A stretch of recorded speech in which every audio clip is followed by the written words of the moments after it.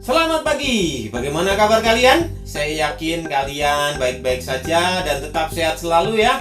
Dimanapun kalian berada, entah itu di rumah ataupun dimanapun kalian berada, tetap jaga kesehatan. Satu lagi, apa? Tetap semangat. Materi kita hari ini mengenai kerajaan-kerajaan Islam yang ada di Indonesia. Ada banyak kerajaan Islam saat itu bermunculan di seluruh wilayah Nusantara. Nah, apa saja kerajaan-kerajaan itu? Langsung saja ke materi ya, disimak sebaik-baiknya. Kerajaan Islam di Indonesia. Kesultanan Samudra Pasai. Kesultanan ini berdiri antara tahun 1270 sampai dengan 1275 Masehi. Letaknya di sebelah utara Perlak di daerah Lok Sumawe dan berbatasan langsung dengan Selat Malaka. Sultan yang pernah memerintah Samudra Pasai antara lain Sultan Malik As-Saleh, Sultan Malik At-Tahir, dan Sultan Mahmud Malik As-Sahir. Sumber sejarah kesultanan ini antara lain diperoleh dari batu nisan Sultan Malik As-Saleh, catatan Marco Polo yang singgah di Perlak, dan catatan Ibnu Batutah yang pernah singgah di Samudra Pasai. Perekonomian masyarakat Samudra Pasai tergantung dari perdagangan. Letaknya yang berdekatan dengan Selat Malaka dimanfaatkan untuk kemajuan ekonomi.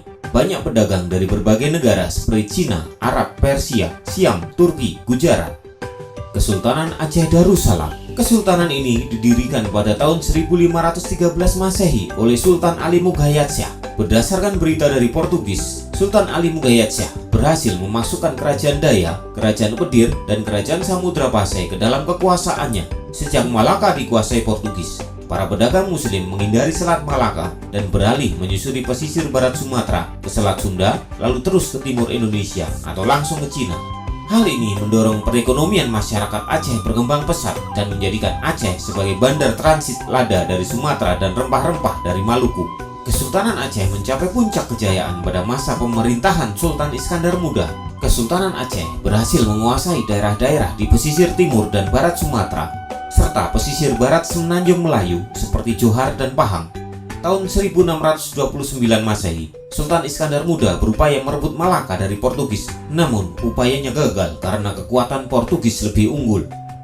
Kesultanan Demak. Kesultanan ini merupakan kesultanan Islam pertama di Pulau Jawa, didirikan sekitar abad ke-15 Masehi oleh Raden Patah yang merupakan keturunan Raja Brawijaya kelima, raja terakhir dari Kerajaan Majapahit. Demak merupakan wilayah dari Kerajaan Majapahit. Setelah kemunduran Majapahit, Demak menjadi kawasan mandiri yang kemudian menjadi sebuah kesultanan. Kesultanan Demak mencapai puncak kejayaan pada masa pemerintahan Sultan Trenggana. Pada masa pemerintahannya, kekuasaan Demak meliputi sebagian Jawa Barat, Jayakarta, Jawa Tengah, dan sebagian Jawa Timur. Kehidupan ekonomi masyarakat Demak bersumber pada pertanian, perdagangan, dan pelayaran. Pengalihan jalur perdagangan setelah jatuhnya Malaka ke tangan Portugis membuat pelabuhan-pelabuhan di wilayah Kesultanan Demak seperti Jepara, Tuban, Sedayu, dan Gresik berkembang menjadi pelabuhan transito dengan daerah-daerah penghasil rempah-rempah. Dalam bidang keagamaan, Demak berperan sebagai pusat penyebaran agama Islam. Di Pulau Jawa, penyebaran Islam didukung oleh para wali, yaitu Wali Songo.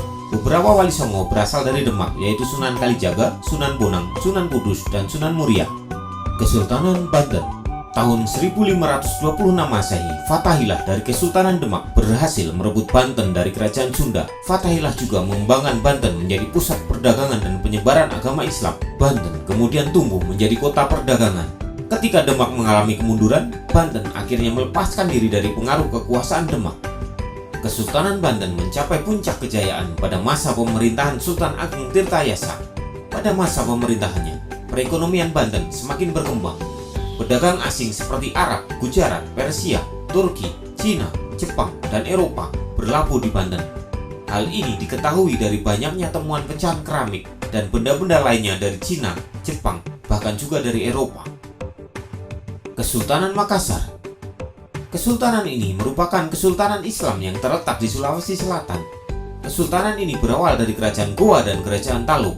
Kedua kerajaan ini kemudian bergabung menjadi satu di bawah pimpinan Raja Goa.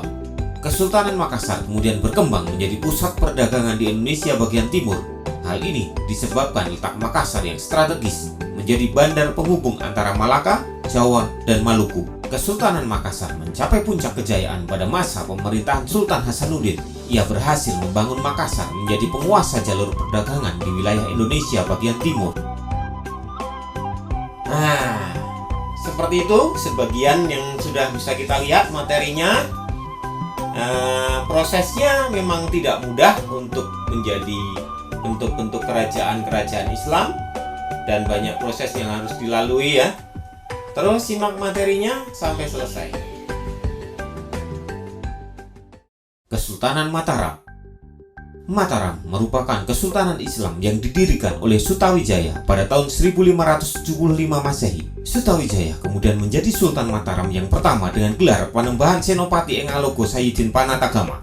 Sutawijaya kemudian digantikan oleh putranya yang bernama Mas Jolang. Kemudian Mas Jolang digantikan oleh putranya yaitu Mas Rangsang yang lebih dikenal dengan nama Sultan Agung. Pada masa pemerintahan Sultan Agung, Kesultanan Mataram mencapai puncak kejayaan. Dalam bidang politik, Mataram berhasil memperluas kekuasaan ke berbagai daerah di Jawa Tengah, Jawa Timur, dan sebagian Jawa Barat termasuk Banten. Dalam bidang ekonomi, Mataram berkembang menjadi negara agraris. Hasil utamanya adalah beras. Selain itu, Mataram juga menghasilkan kayu, gula, kelapa, kapas, dan palawija. Dalam bidang kebudayaan, seni bangunan, ukir, dan lukis mengalami perkembangan.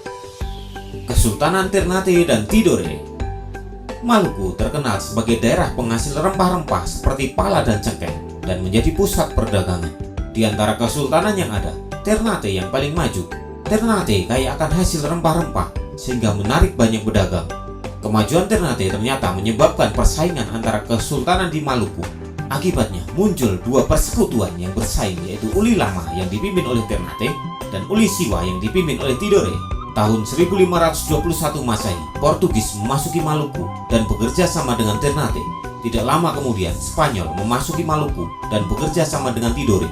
Kedatangan kedua bangsa Eropa tersebut makin memperuncing keadaan hingga terjadi perseteruan empat pihak, yaitu Ternate Portugis dengan Tidore Spanyol. Perseteruan ini dapat diselesaikan melalui Perjanjian Saragossa. Berdasarkan isi perjanjian, Spanyol harus meninggalkan Maluku. Kerajaan Banjar.